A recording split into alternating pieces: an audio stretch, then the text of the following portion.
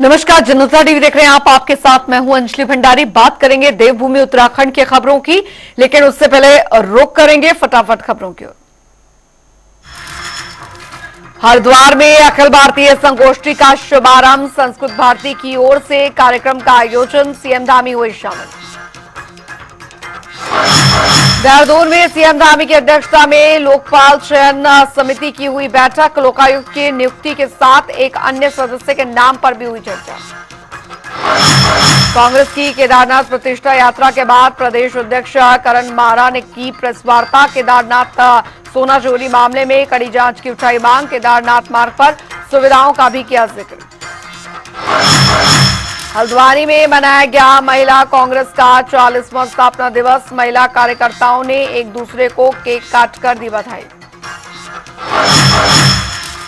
केदारनाथ धाम पहुंचने में अब होगी आसानी, 8 हेलीकॉप्टर कंपनियां केदारनाथ में देंगी सेवा, अब तक 70,000 से भी अधिक यात्री कर चुके दर्शन। चारधाम यात्रा पर पहुंचे रिकॉर्ड श्रद्धालु, अब तक 11,23,000 भक्त पहुंचे केदारनाथ धाम, खराब मौसम के बावजूद श्रद्धालु का जोश हाई। पहाड़ों पर बारिश बनी मुसीबत, हल्द्वानी में गौला पुल का एक हिस्सा टूटकर नदी में समाया, गौला पुल पर यातायात हुआ बाधित।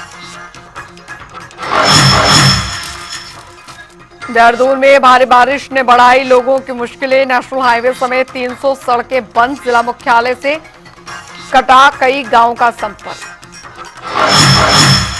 हरिद्वार में पुलिस की बदमाशों से मुठभेड़, एक को लगी गोली, दूसरा हुआ फरार। खटीमा में पीस कमेटी की बैठक का आयोजन, आगामी त्योहारों को लेकर हुई चर्चा, शांतिपूर्ण तरीके से त्योहार मनाने की कही गई बात।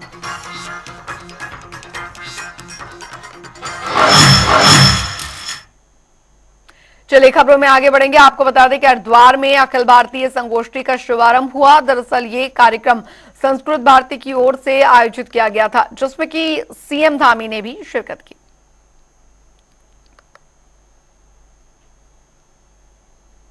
देववाणी संस्कृत देवभूमि उत्तराखंड की द्वितीय राजभाषा है, दूसरी राजभाषा है।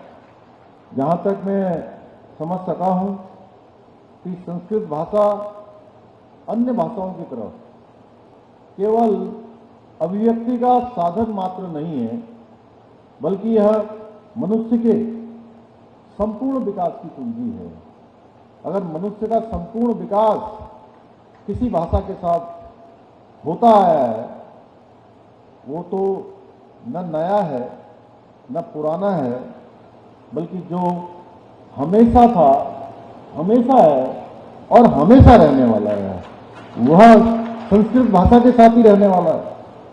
और संस्कृत भाषा के सहारे हमारी जितनी मानव सभ्यताएं विकसित हुई हैं, मानव इतिहास के सबसे प्राचीन ग्रंथ ऋग्वेद को भी संस्कृत में लिखा गया था। उसके बाद यह भाषा साहित्य के अन्य क्षेत्रों में भी बृहद स्तर पर अभिव्यक्ति का साधन बनी है।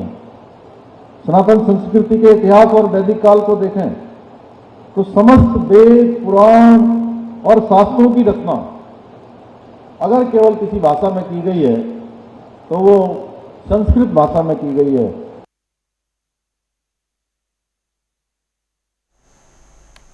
उधर जम्मू कश्मीर से देहरादून लौटे मुख्यमंत्री पुष्कर सिंह धामी ने कहा है कि जम्मू कश्मीर के लोग विकास के लिए वोट करने वाले हैं। मोदी सरकार ने जम्मू कश्मीर से धारा 370 हटाने का जो ऐतिहासिक निर्णय लिया था, उसके बाद अब जम्मू कश्मीर काफी ज्यादा शांत और अलग दिखाई दे रहा है। हमें उम्मीद यही है कि विधानसभा चुनाव में जम्मू कश्मीर के लोग शांति और अमन के लिए चुनाव लड़ेंगे। कश्मीर, जम्मू और कश्मीर के अंदर हमारी पार्टी का जो पंडित श्यामा प्रसाद मुखर्जी, उनके समय से एक संकल्प था कि देश के अंदर एक विधान होना चाहिए, देश के अंदर एक प्रधान होना चाहिए, पूरे देश के अंदर एक ही राष्ट्र ध्वज होना चाहिए। इस अवधारणा को लेकर देश के अंदर अनेक प्रयास और प्रयत्न होते रहे। श्यामा प्रसाद मुखर्जी जी का बलिदान कश्मीर को बचाने के लिए हुआ, एक ध्वज के लिए हुआ, एक विधान के लिए हुआ, एक प्रधान के लिए हुआ। सच में उस सबको जो है धरातल पर उतारने का काम, उनके सपनों का कश्मीर बनाने का काम आदरणीय प्रधानमंत्री नरेंद्र मोदी जी के नेतृत्व में हुआ है। उधर मुख्यमंत्री पुष्कर सिंह धामी ने कानून हाथ में लेने वाले अपराधियों को चेतावनी दी है। उन्होंने कहा कि प्रदेश में हमारी सरकार की ओर से अतिक्रमण के खिलाफ अभियान चलाया गया है। हम सब आपस में मिलजुल कर रहने वाले लोग हैं, लेकिन कोई हमारी माताओं और बेटियों के साथ खिलवाड़ करेगा तो फिर उस पर सख्त कानूनी कार्रवाई की जाएगी। हमने अतिक्रमण के खिलाफ अभियान चलाया है और हमारा राज्य बहुत शांतिपूर्वक रहने वाले लोगों का राज्य है। हम लोग आपस में बहुत प्रेम पूर्वक रहते हैं। यहाँ पर किसी भी प्रकार की कानून व्यवस्था किसी को भी हाथ में लेने का कोई भी अधिकार नहीं है। कानून अपना काम करेगा। हाँ, ये जरूर है कि हमारी बहन है, हमारी बेटियां हैं, उनके जीवन के साथ, उनके भविष्य के साथ कोई भी खिलवाड़ न करे। उसके लिए हमने कहा है कि सख्ती से कानून काम करेगा। उधर देहरादून में लोकपाल की नियुक्ति के लिए लोकपाल चयन समिति की बैठक संपन्न हुई और इस दौरान लोकायुक्त की नियुक्ति के साथ एक सदस्य के नाम पर भी चर्चा की गई। हालांकि सदस्य के रूप में किसका नाम होगा, इसका फैसला राज्यपाल के अनुमोदन के बाद ही होगा।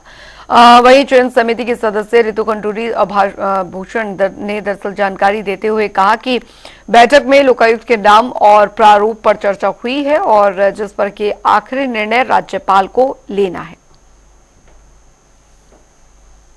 साहब की चेयरमैनशिप के उसमें एक बैठक हुई है जिसमें मैं भी थी और हमारे जस्टिस मनोज तिवारी जी भी थे। एलओपी साहब नहीं पहुंच पाए थे, लेकिन उसमें हम थे और अफसरान थे और उसमें अब ये प्रक्रिया शुरू हुई है। लोकायुक्त को कैसे चुना जाएगा, कौन बनेंगे, किस तरह से बनेंगी, क्या समिति होगी, कैसी समिति होगी, कैसे समिति बनाई जाएगी, उस पर चर्चा हुई और ये भी एक निर्णय लिया गया कि एक और सदस्य को इसमें लिया जाएगा। अब वो सदस्य जो है वो गवर्नर साहब के द्वारा अनुमोदित जब हो जाएंगे तब आपको पता भी चल जाएगा कि किस तरह से ये कौन है, क्या है।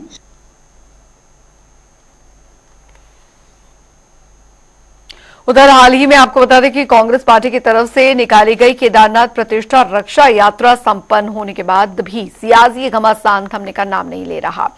इस बात पर बीजेपी से धर्मपुर विधायक विनोद चमोली ने कांग्रेस पर निशाना साधा है और कहा है कि केदारनाथ विधानसभा का उपचुनाव निकट है, जिसकी वजह से कांग्रेस पार्टी ने केदारनाथ की यात्रा निकाली है। वहीं दूसरी तरफ कांग्रेस प्रदेश उपाध्यक्ष सूर्यकांत धस्माना ने चुटकी लेते हुए कहा कि बीजेपी के कर्म उसी प्रकार हैं।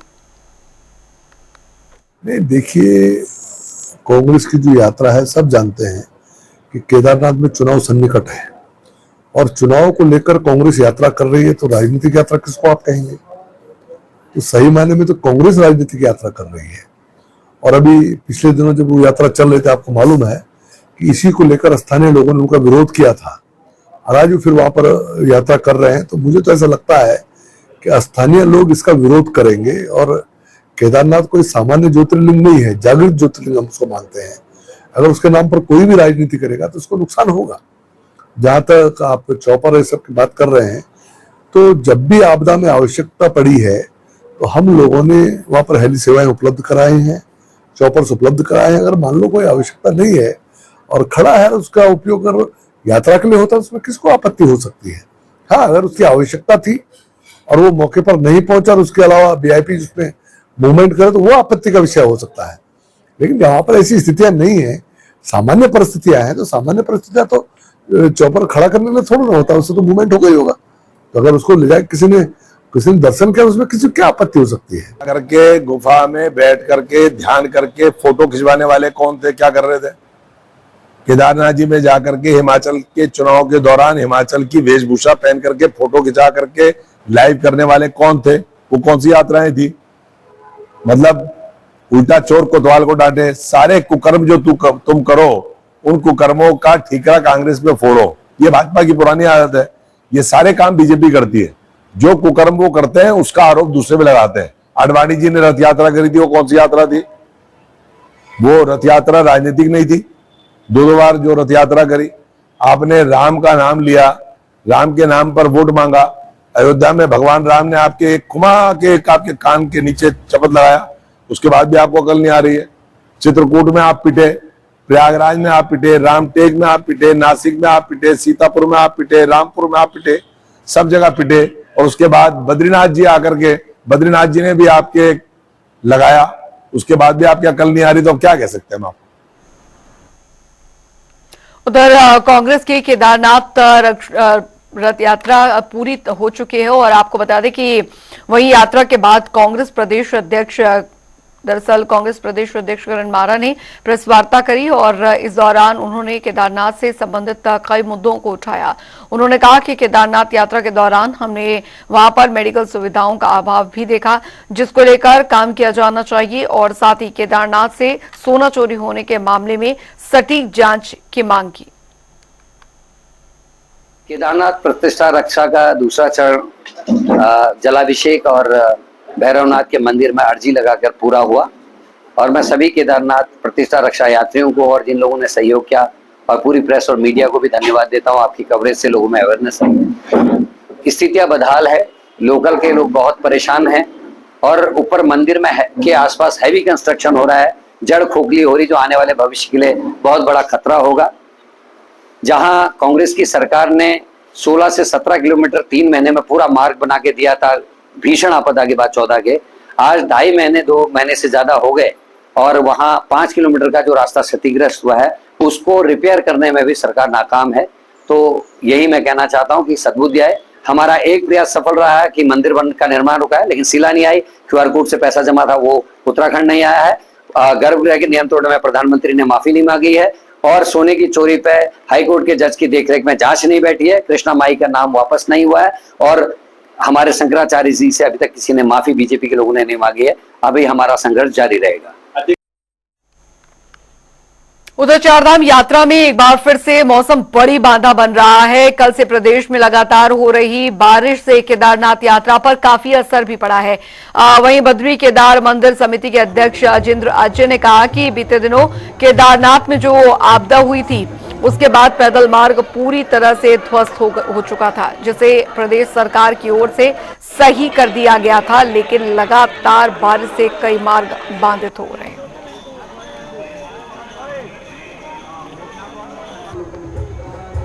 देखिए, जैसे मैंने पूर्व में भी कहा कि मार्गों को खोल दिया जा रहा है, लेकिन उसके बाद क्योंकि वर्षा हो रही है और विगत 2-3 दिन से लगातार भारी वर्षा हो रही है, उसके कारण से एहतियातन जो यात्रियों की सुरक्षा के दृष्टिगत यात्रियों को जब अगर लग रहा है कि भारी वर्षा हो रही है, जिस प्रकार से अपडेट आ रहा है उस हिसाब से वहाँ पर विभिन्न स्थानों पर रोका जा रहा है और जैसे ही मार्ग खुल रहे हैं या मौसम सामान्य हो रहा है तो उस हिसाब से यात्रियों को आगे रवाना किया जा रहा है।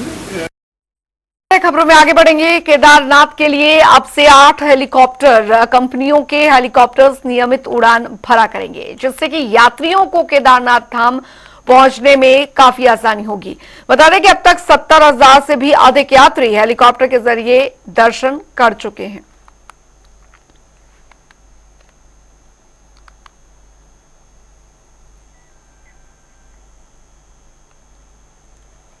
उधर काशीपुर में सिख समुदाय ने राहुल गांधी को लेकर विरोध जताया। दरअसल सिख समुदाय के लोगों का आरोप यह है कि अमेरिका में नेता प्रतिपक्ष राहुल गांधी ने सिखों का घोर अपमान किया। ऐसे में उन्हें सभी सिख समुदाय से माफी मांगनी चाहिए।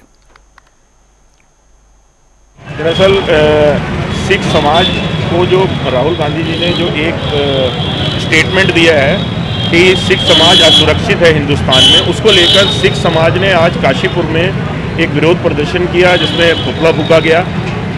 पूरी तरह से सिख समाज जो है वो इस बात से आहत हुआ है, क्योंकि कहीं ना कहीं कड़ियाँ जो है वो 1984 से जुड़ी हुई हैं, कहीं ना कहीं जो ब्लू स्टार ऑपरेशन है उससे जुड़ी हुई हैं। उन चीज़ों को छोड़कर ऐसा स्टेटमेंट देना, जबकि यहाँ आप देख रहे हैं कि सिख समाज जो है वो पूरी तरीके से फल फूल रहा है और हर चीज़ में परिपक्व है। हर व्यापारिक दृष्टि से देखें या किसान दृष्टि से देखें या इंडस्ट्री में देखें, वेरियस इंडस्ट्रीज में देखें, तो किसान कहीं ना कहीं जो सिख समाज है वो कहीं ना कहीं आगे बढ़ रहा है यहाँ पे। परंतु ये स्टेटमेंट जो है ये स्टेटमेंट से आहत हुए हैं लोग, और सिख समाज तो इतना आहत हुआ है, उसके साथ साथ अन्य समाज भी आहत हुआ है। नेता प्रतिपक्ष कांग्रेस पार्टी का सर्वोच्च नेता राहुल गांधी, जिसने अमेरिका में जाकर भारत की साख को तो ध्वस्त करा, हमारे सिख समाज के लिए उसने ऐसी असहनीय पीड़ा वाली बातें कही। उसने कहा कि सिख आज हिंदुस्तान में बहुत असुरक्षित हैं, सिख भारत में पगड़ी नहीं पहन सकते, सिख भारत में कड़ा नहीं पहन सकते, सिख भारत में गुरुद्वारे में नहीं जा सकते। ये बहुत भयंकर मैं दुष्प्रचार मानता हूं इसे। और मैं एक बात कह देना चाहता हूं, विदेशी धरती पर जाकर एक गुरदास मान की दो लाइनें, जिस देश दा खाइए रहिए कदे बुरा नहीं मंगीदा। उधर आपको बता दें कि हल्द्वानी में कांग्रेस की महिला कार्यकर्ताओं की ओर से महिला कांग्रेस का 40वां स्थापना दिवस धूमधाम के साथ मनाया गया और इस मौके पर महिला कांग्रेस की ओर से सदस्यता अभियान की भी शुरुआत की गई। आपको बता दें कि इस मौके पर प्रदेश महिला कांग्रेस के वरिष्ठ उपाध्यक्ष जय कर्नाटक ने कहा कि लोग बीजेपी की दमनकारी नीति से परेशान हो चुके हैं, जनता अब कांग्रेस पर अपना भरोसा जता रही है।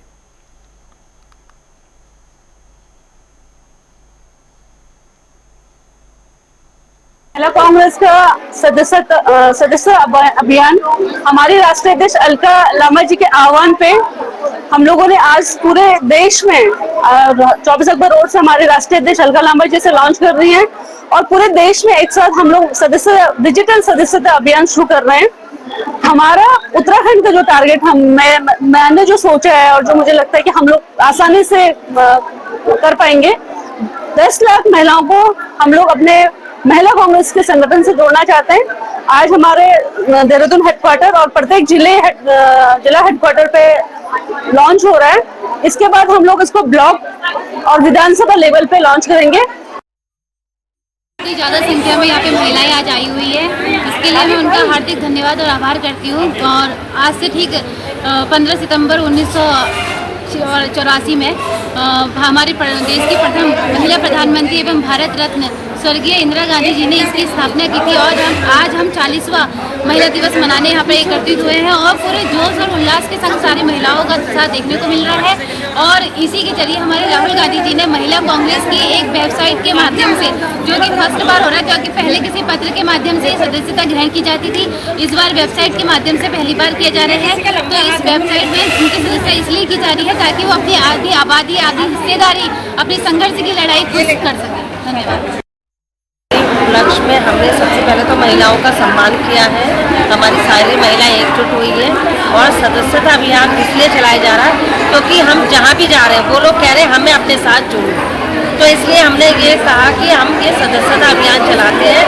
और आज का दिन हमने इसलिए चुना क्योंकि सारी महिलाएं एकजुट है हमारी। जैसा कि हमारा ये 40वां स्थापना दिवस है, हमारी राष्ट्रीय अध्यक्ष माननीय अलका लांबा जी, हमारी प्रदेश अध्यक्ष ज्योति रौतेला जी के दिशानुसार हम यहाँ पे 40वां स्थापना दिवस मना रहे हैं। और 15 सितंबर 1984 में हमारा महिला कांग्रेस का स्थापना का गठन हुआ था, जो हमारी स्वर्गीय प्रधानमंत्री इंदिरा गांधी जी ने बनाई थी। सबसे पहली जो हमारी राष्ट्रीय अध्यक्ष थी वो एनी बेसेंट थी, उसके बाद 4 हमारी महिलाएं बनी, जिसमें सरोजनी नायडू थी, इंदिरा गांधी जी थी और उसके बाद हमारी सोनिया गांधी जी थी। तो इस तरह से हमारी प्रदेश मेरा राष्ट्रीय अध्यक्ष बनती रही और सिलसिला जारी रहा। महिलाओं के साथ अच्छी तरीके से हम लोग बढ़ चढ़ के हिस्सा ले रहे हैं। उधर हल्द्वानी से कुमाऊं को जोड़ने वाला गौला पुल लगातार तेज बहाव के चलते खतरे में आ गया है। पुल का एक बहुत बड़ा हिस्सा नदी में समा गया और ये पुल न सिर्फ पिथौरागढ़, चंपावत, बागेश्वर और अल्मोड़ा जिले को जोड़ता है, बल्कि नेपाल बॉर्डर को भी जोड़ने वाला एकमात्र पुल है। बता दें फिलहाल पुल का एक हिस्सा टूटने से अनिश्चितकाल के लिए जो आवागमन है बंद कर दिया गया है। वहीं सांसद अजय भट्ट ने भी गौला पुल का निरीक्षण किया और अधिकारियों को जल्द से जल्द सुरक्षा कार्य करने के निर्देश दिए। देखिए, प्रकृति की मार है, दैवीय आपदा है, हम लोगों को ये झेलनी ही पड़ती है। पिछले साल भी पुल पर ऐसे ही खतरा बना हुआ था। आपको पता होगा कि उस समय 3-4 बार तो मैं आया और स्वयं मुख्यमंत्री जी को हमने कहा 2 बार वो यहाँ आए, एकदम से हमने ठीक कर लिया था। लेकिन इस बार हमको ये लग रहा है कि थोड़ा समय लगेगा। पुल बिल्कुल नीचे से जो उसके खंभे हैं खाली हो गए हैं और रेलवे में जो पिछली बार काम किया था वो इस बार काम आया, वरना पूरा स्टेशन चले जाता इस बार। रोड तो पूरी गई आगे को, लेकिन जो निर्माण किया था उस निर्माण ने काफ़ी हद तक रेलवे को रोका है, लेकिन वो भी धंस गए हैं। स्टेडियम के लिए बड़ा एक एस्टीमेट भेजा गया है 1 करोड़ का, तो फिलहाल एक जो इनिशियल स्टेज पर काम होने हैं उसके लिए वो स्वीकृति पर है। माननीय मुख्यमंत्री जी ने निरीक्षण भी किया था, वो स्वीकृत हो जाएगा। उधर पिथौरागढ़ में एसडीआरएफ टीम एक बार फिर से यात्रियों के लिए देवदूत बनकर आई है। बता दें आपको कि घाट क्षेत्र में मार्ग अवरुद्ध होने के कारण वहां लगभग 400 लोग जो फंस गए थे। सूचना मिलते ही एसडीआरएफ टीम मौके पर पहुंची और फंसे हुए यात्रियों को सुरक्षित बाहर निकाला गया।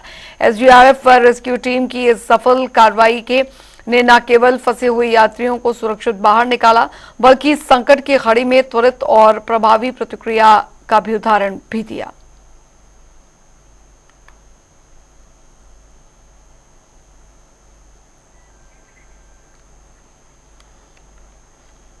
उधर फिल्म अभिनेत्री और बीजेपी सांसद हेमा मालिनी ने हरिद्वार के कनखल में सांस्कृतिक कार्यक्रम के दौरान नृत्य नाटिका की प्रस्तुति दी।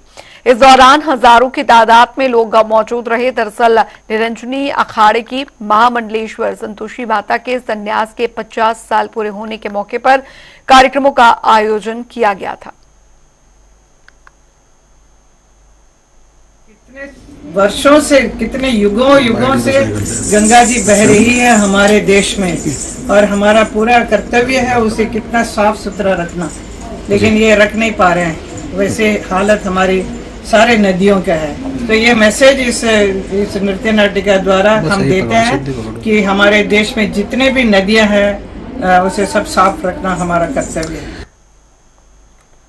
वहीं रुड़की विश्व प्रसिद्ध दरगाह पिरान कलियर में दरअसल साबिर पाक का 756वां सालाना उर्स जारी है, जिसमें देश विदेश से लाखों जायरीन पहुंचते हैं। इसी कड़ी में 81 पाकिस्तानी जायरीनों का जत्था भी कलियर पहुंच गया है। बताया जा रहा है कि भारत आने के लिए 132 लोगों ने अनुमति मांगी थी, लेकिन उनमें से 81 को ही जियारत का मौका मिल पाया।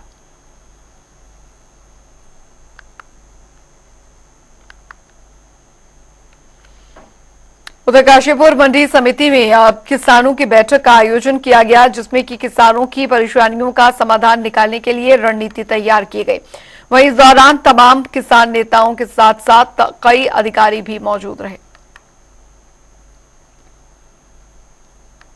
आज हम लोग यहाँ पे एक तो जिला कमेटी का गठन करना था संयुक्त मोर्चा के, उसके बारे में हुआ, और दूसरा यहाँ धान की फसल बिल्कुल नज़दीक आ गई है, उसकी किस तरह से तोल होगी, कि किन मानकों पे होगी। तो उसमें ये पाया गया कि यहाँ काशीपुर के जो 2 सरकारी कांटे हैं हमारी मंडी के, वो दोनों ही खराब रहते हैं। अभी एसडीएम से हम बात करेंगे कि इन कांटों को ठीक रखा जाए और इनको माना जाए। किसानों का जो 50 रुपये फालतू लगते हैं तोलने में, बचें। चलिए इसी के साथ देवभूमि उत्तराखंड की खबरों में अभी के लिए फिलहाल इतना ही। वक्त एक छोटे से ब्रेक का।